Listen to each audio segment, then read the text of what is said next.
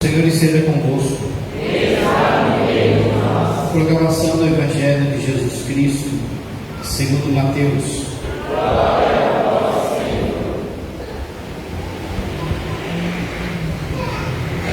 Naquele tempo disse Jesus a seus discípulos esta parábola: O reino dos céus é como a história das 10 jovens que pegaram suas lâmpadas de óleo e saíram ao encontro do noivo. 5 delas eram imprevidentes e outras 5 eram previdentes. As imprevidentes pegaram as suas lâmpadas, mas não levaram óleo consigo.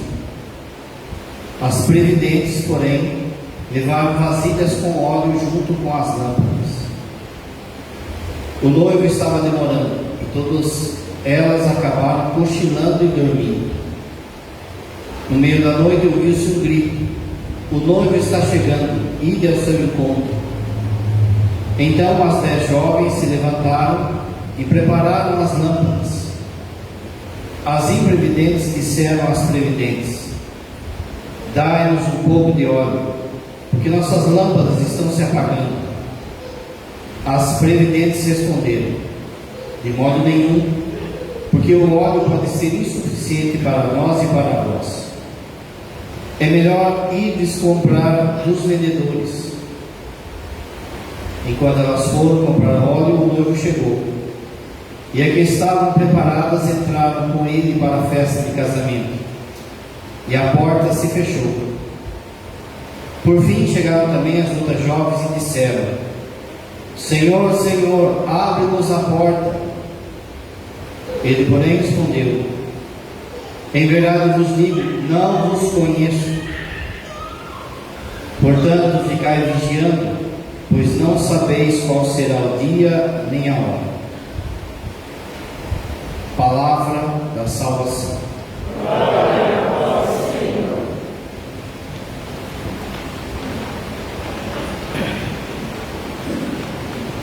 Caríssimos irmãos e irmãs, já há alguns domingos, Jesus tem nos exortado à vigilância. A vigilância para estarmos preparados no momento do nosso encontro com Jesus. Olhando a palavra de hoje, já resumindo, você precisa entender que no seu encontro com Jesus, seja quando Ele te chamar, ou se Ele vier na segunda vinda, você tem que estar com a lâmpada acesa. Se tiver com a lâmpada apagada, não entra na festa de casamento, não entra nas bodas, não entra no reino. A luz, dita aqui no texto, ela representa a fé. Mas para ser de fato fé, é necessário que ela seja uma virtude teologal, uma virtude que vem de Deus. Uma fé humana não basta. O que é uma fé humana? Uma fé humana todo mundo tem. Se você não tiver fé humana, você não atravessa a rua. Por que você atravessa? Porque você tem fé que não vai acontecer nada. Se você estiver desconfiado, você não vai. Muita gente tem confundido a fé humana com a fé teologal, com a fé virtude teologal. No nosso momento do encontro, a gente vai ter que mostrar para Jesus que a gente está com fé sobrenatural, com fé virtude teologal. Como é uma virtude teologal, essa fé ela vem de Deus, é Deus que nos dá. Quando que foi dado essa fé para nós? No batismo. No batismo, Deus vem e começa a habitar no nosso coração. Na teologia a gente chama isso de inabitação trinitária. A gente acabou de celebrar Santa Elizabeth da Trindade, que foi uma santa que desenvolveu muito isso. Então, quando você é batizado, a Santíssima Trindade vem no seu peito e faz do seu peito uma morada. E você se torna templo de Deus. Porque Deus está aqui no seu coração, Ele traz todos os dons do Espírito Santo, todos os frutos do Espírito Santo e todas as virtudes teologais: fé, esperança e caridade. Se você comete um pecado grave, você apaga a chama, você expulsa a Trindade do seu coração, e é por isso que o pecado grave é chamado de pecado mortal, porque a gente mata Deus no nosso coração. Se morre assim, ou se Jesus vem na segunda vinda e encontra a pessoa assim, é inferno. A gente está num tempo que a gente tem que ensinar a fé católica para o povo nosso. O povo nosso não sabe o mínimo, às vezes, da fé católica. Para ir para o céu, você precisa estar em estado de graça. Estado de graça é Deus morando aí. É a luz acesa. O óleo, que significa a graça, e a chama acesa da fé.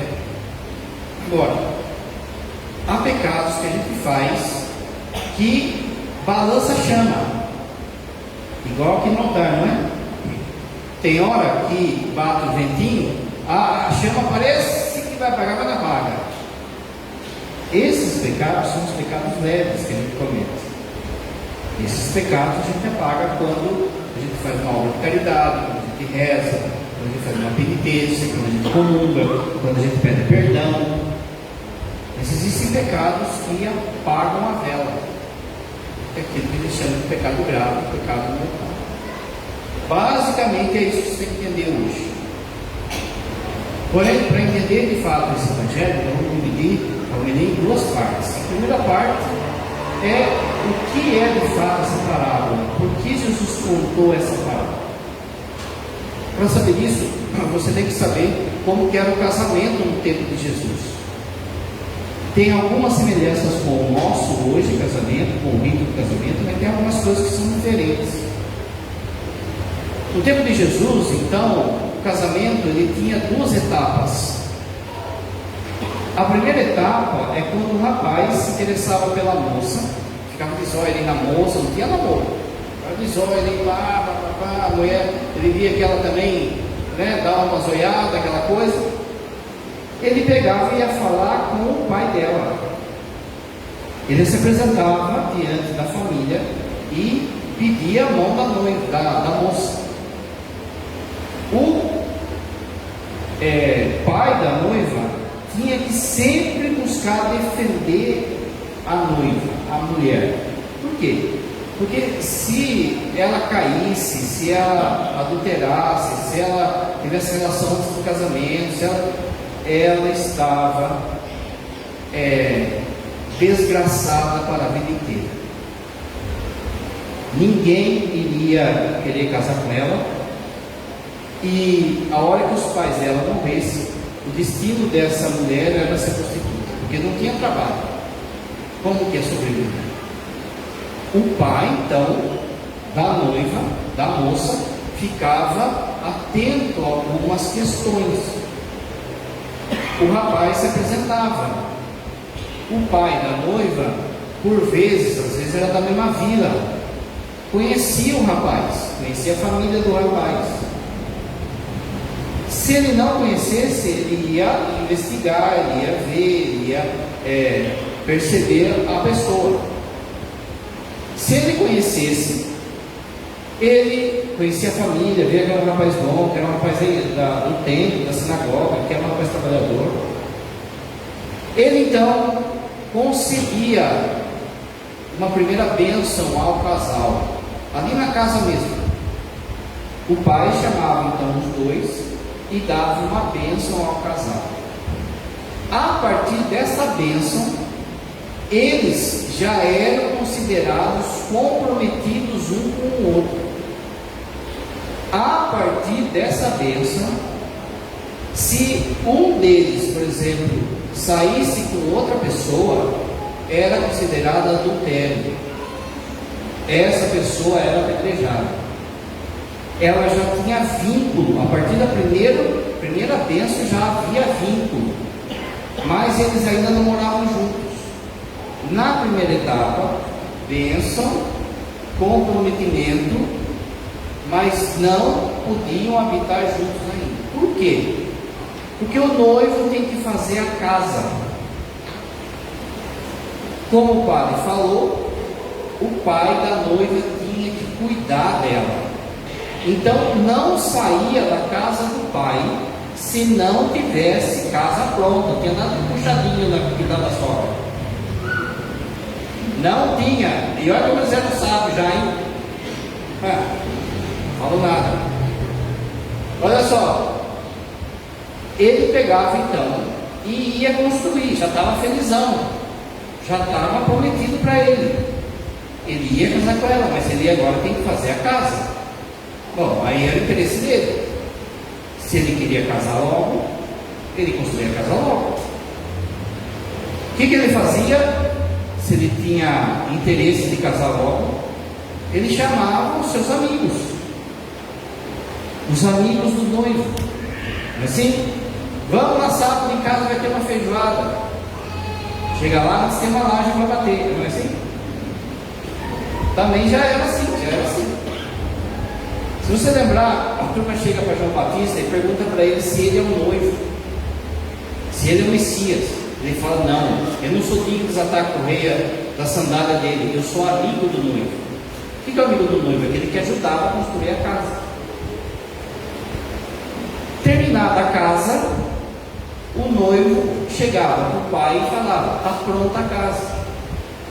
O pai da noiva ia lá inspecionar, porque não podia ser casa de papelão, casa de novo, ele tem que proteger a filha dele. Então ele ia lá ver a casa. Como que é essa casa aqui? É a casa que não está acabada, é a casa muito engraçada, não tinha teto, não tinha nada. Como é essa casa?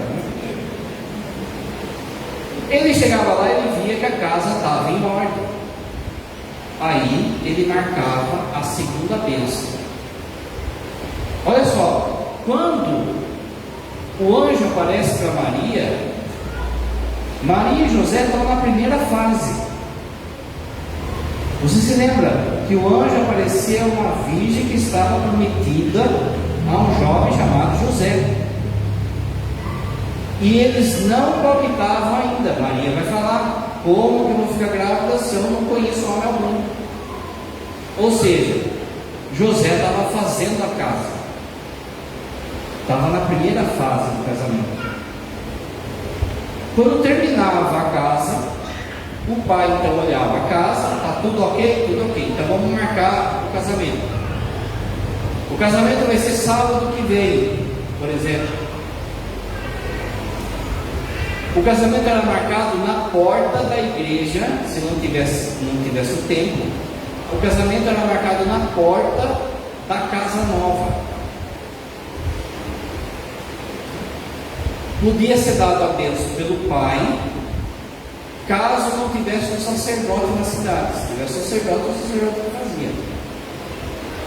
Era dado então a segunda bênção na porta da casa nova com os noivos ali.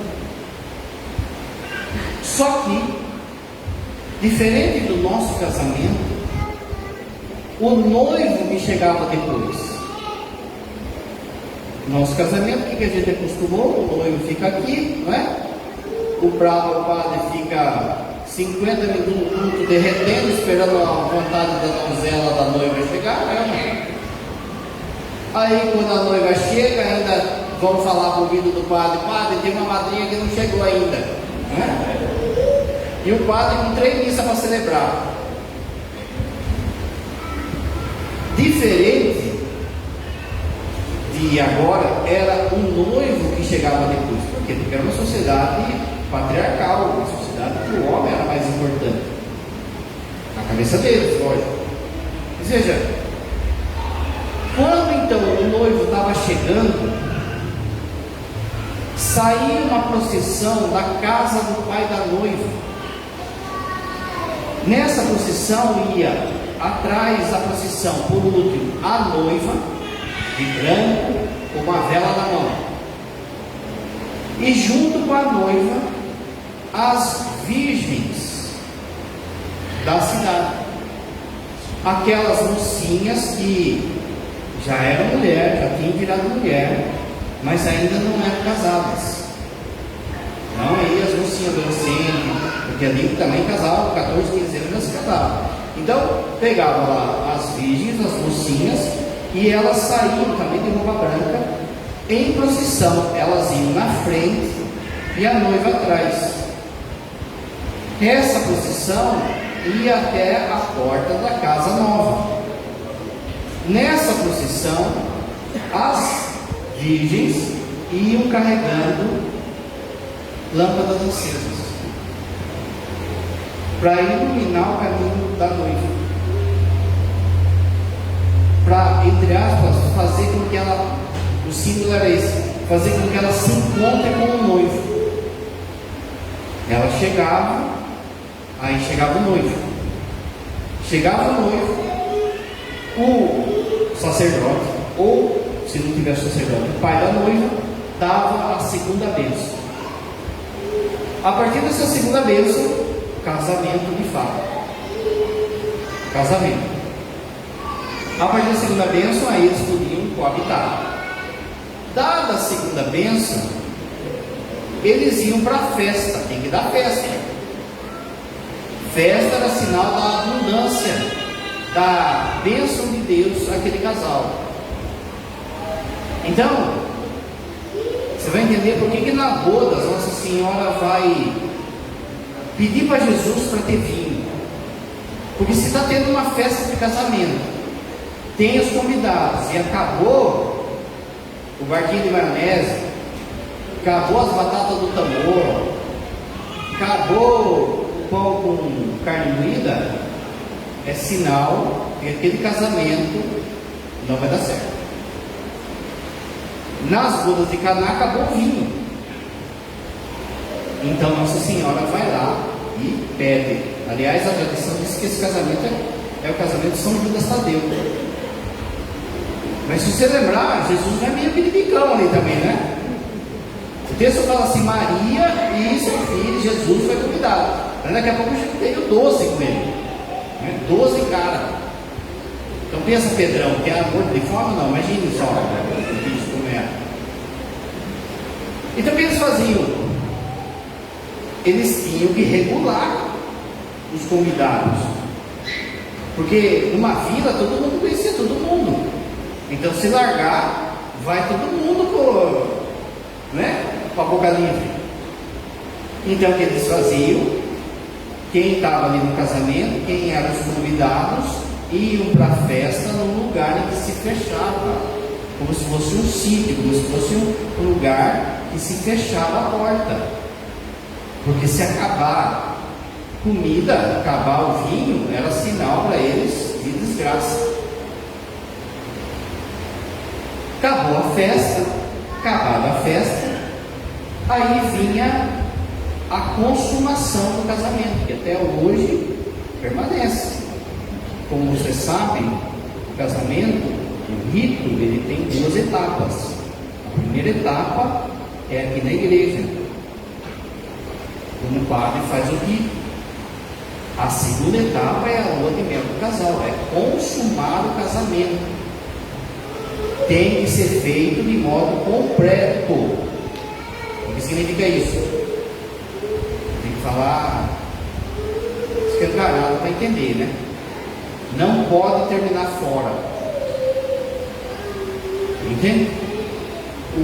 O ato conjugal tem que ser inteiro.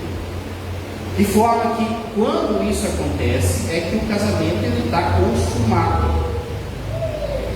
Se, por exemplo, hoje um casal vem aqui, pode dar a benção, eles saem, arrozinho, não sei o que, chega na festa de casamento, eles tretam lá, dá uma treta, eles brigam, separa, cada um vai para o lado, não teve lua de mel, não teve consumação da intimidade deles, esse casamento não aconteceu. Esse casamento é ruim, até que se consuma o ato. Por isso, você que vai casar, toma cuidado, viu? Você é homem principalmente, fica tomando os goró aí, ó. Depois chega na hora lá, a mulher não dorme, de tanto o cara roncar e soltar gases. Tem que ser lúcido, tem que ser de fato uma manifestação do amor do casal. No rito oriental, o padre vai abençoar até a cama do casal. logo depois do que acontece na igreja. No tempo de Jesus, o noivo, ele ainda podia renegar a noiva. Na hora do ato conjugal, havia um momento em que a noiva tirava a roupa. Esse momento se chamava Apocalipse. Ô louco, padre, por quê? Porque ela viu o dragão, ele viu o dragão? Apocalipse significa revelar-se, revelação. A noiva se revelava para o noivo. Se revelava de forma que olha só, se ela não fosse virgem, ele devolvia ela. Bastava a palavra dele. Aquela mulher, ela era desgraçada para sempre, porque ninguém mais ia casar com ela. Aquela mulher, ela ficava na casa dos pais, a hora que os pais morressem, para ela sobreviver, ela caía na prostituição. Não era fácil. Mas veja,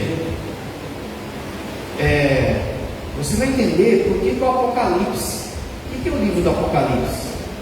Não é a gente pensa que é um livro de medo. Não, é a noiva, a igreja, que se revela diante do Cordeiro.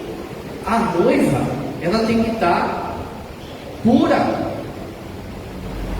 Se ela estiver prostituída, se nós estivermos prostituídos pelo pecado, o noivo rejeita para sempre. Repara que da mesma forma conosco tem duas etapas. A primeira etapa é quando o noivo, ele vem já no nosso coração. Lembra que o padre falou? Ele já vem morar no nosso coração, mas ainda não é um casamento definitivo, porque se bobear você perde ele. Mas o dia que o Senhor o chamar, se você tivesse guardado para o noivo, se você tivesse guardado na graça, se a luz estiver acesa, ele te receberá para sempre. Senão é o contrário. O que aconteceu aqui no Evangelho? Você viu? O noivo demorou. As moças, as virgens, falavam assim: vamos dormir. Só que tinha 5 que falou assim: a gente não tem hora, mas na hora a gente vê. Na hora a gente resolve. A gente não tem a luz, mas na hora a gente vê. O texto fala assim: escutou-se um grito no meio da noite. O que é o meio da noite aqui? É, de repente, na hora que a pessoa menos espera, no meio da noite, no meio do sono, houve um grito: o noivo está chegando. E agora? A procissão vai sair. A procissão saiu só com 5, e só 5 estavam preparados. Quando aconteceu o casamento, quando entraram para a festa, fechou a porta, e aí chegou as que não tinham óleo, que não tinha luz. Elas gritaram: Senhor, somos nós. Mas ele não conhece as noivinhas. Quem conhece as noivinhas é a noiva. Ele não conhece.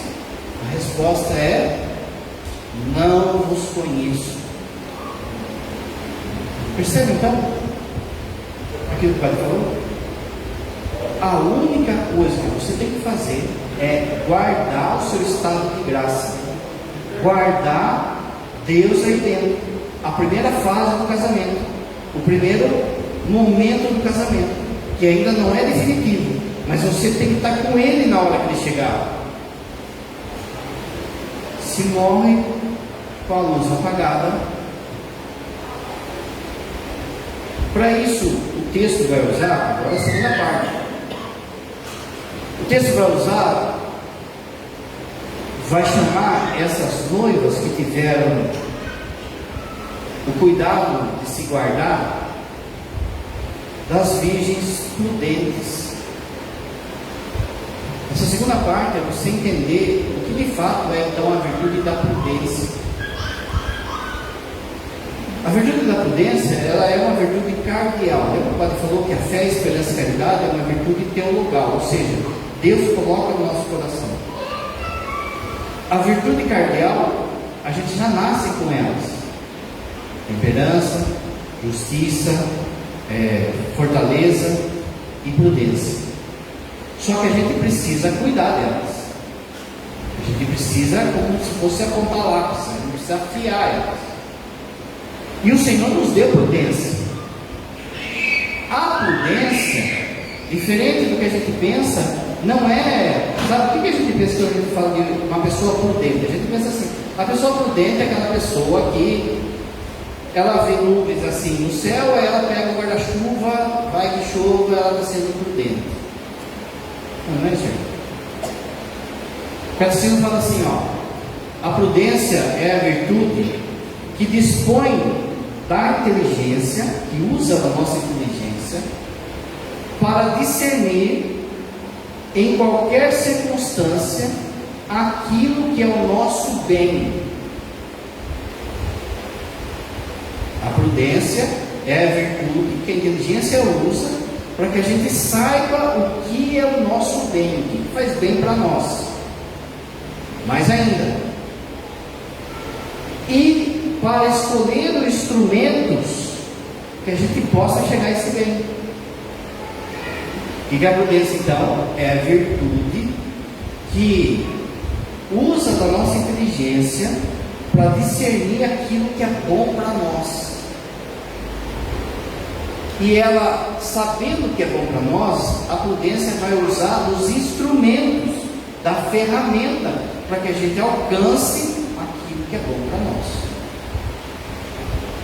Então, por exemplo, vamos supor, você vai lá, tá gordinho que nem o padre, assim, né? Aí tem lá aquele X-bacon, X-tudo, aquele, né? É gostoso? É gostoso, né? É gostoso. Vai fazer bem? Não vai fazer bem.